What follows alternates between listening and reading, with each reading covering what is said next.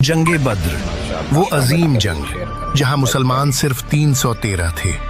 उनके पास न बड़ी फौज थी न हथियारों का ढेर, बस कुछ ही तलवारें, कुछ ऊंट और दिलों में एक यकीन, हम हक पर हैं।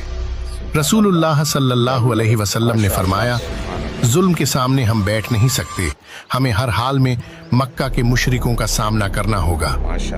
उधर दुश्मन की तरफ देखो, 1000 से ज्यादा का लश्कर, ताकत, हथियार, घमंड। उनके खेमों में शराब बह रही थी, नाच गाना चल रहा था। वो हंस रहे थे और कह रहे थे, कल सुबह इन 313 लोगों को मार डालेंगे और मुसलमानों का नाम मिटा देंगे। लेकिन उसी रात दूसरी तरफ एक और मंजर था।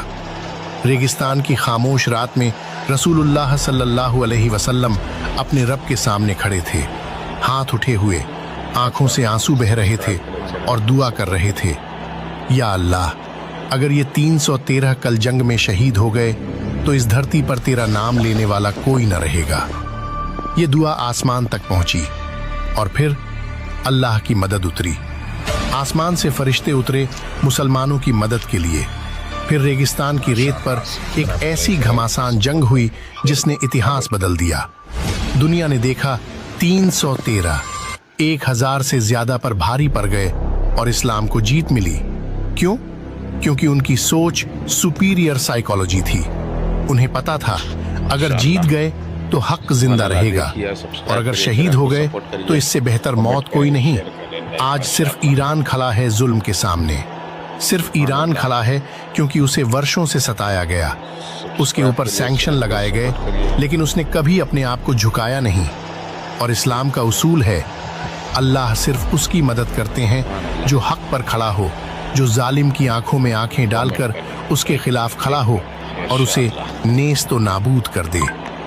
रसूलुल्लाह सल्लल्लाहु अलैहि वसल्लम ने सलमान फारसी के कंधों पर हाथ रखकर फरमाया था, फारस के मेरे बेटे बहादुर और इल्म वाले होंगे। अगर उन्हें इल्म हासिल करने के लिए सुरैया तक भी जाना पड़े तो वे वहां से भी इल्म हासिल कर लेंगे।